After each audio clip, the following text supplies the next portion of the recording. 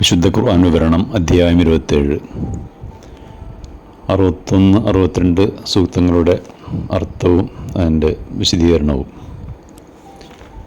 ഭൂമിയെ താമസയോഗ്യമാക്കിയതും അതിൽ ധാരാളം നദികൾ ഒരുക്കിയതും പർവ്വതങ്ങൾ സ്ഥാപിച്ചതും രണ്ട് സമുദ്രങ്ങൾക്കിടയിൽ ഒരു തടസ്സം സംവിധാനിച്ചതൊക്കെ ആരാണ്?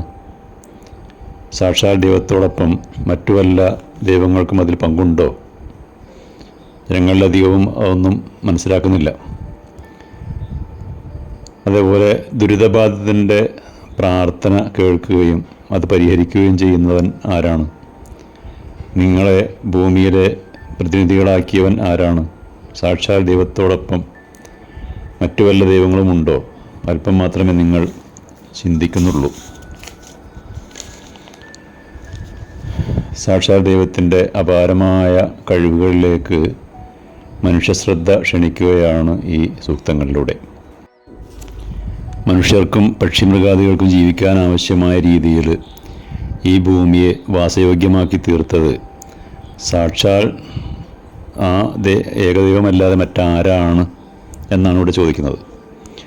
അതുപോലെ ഉപ്പുവെള്ളം നിറഞ്ഞ കടലുകളും ശുദ്ധജലമൊഴുകുന്ന നദികളും തമ്മിൽ കൂടിച്ചേരാതെ അവയെ വേർതിരിച്ചു നിർത്തുന്ന സംവിധാനം ഒരുക്കിയത് സാക്ഷാൽ ദൈവമല്ലാതെ മറ്റാരാണ്? ഭൂമിയിൽ പർവ്വതങ്ങളും മലകളും സൃഷ്ടിക്കുകയും അതിൽ മഴ വർഷിക്കുകയും ആ മഹാജലസംഭരണികളിൽ നിന്നും നദികൾ ഒഴുക്കുകയും ചെയ്തു. ഭൂമിയെ ഉലയാതെ ഉറപ്പിച്ചു നിർത്തുന്നത് ആ പർവ്വതങ്ങളും മലകളുമാണെന്ന് ഇന്ന് ശാസ്ത്രം തെളിയിച്ചിട്ടുള്ളതാണ്. 1400 വർഷങ്ങൾക്ക് മുമ്പ് ഖുർആൻ ആ രഹസ്യം വെളിപ്പെടുത്തിയിട്ടുള്ളതുമാണ്. ഖുർആനിൽ ഇപ്രകാരം പറയുന്നുണ്ട്: ഭൂമിയിൽ ദൈവം പർവ്വതങ്ങളെ ഉറപ്പിച്ച് നിർത്തി, അവ നിങ്ങളെയും കൊണ്ട് ഉലയാതിരിക്കാൻ വേണ്ടിയിട്ട്. പർവ്വതങ്ങളും മലകളും ഇടിച്ചു നിരത്തുന്നത്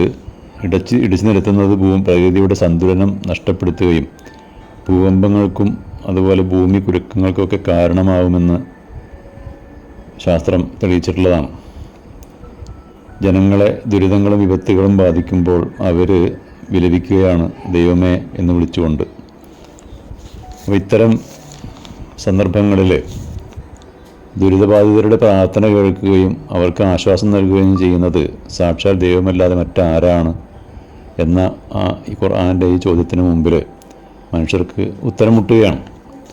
അപ്പോൾ ഈ കാര്യങ്ങളെക്കുറിച്ചൊക്കെ ചിന്തിക്കുകയും മനസ്സിലാക്കുകയും ചെയ്യുന്നവർക്ക് സാക്ഷാൽ ദൈവത്തിൻ്റെ കഴിവിനെക്കുറിച്ച് മനസ്സിലാക്കാൻ കഴിയും എന്നാണ് ഇവിടെ സൂചിപ്പിക്കുന്നത്.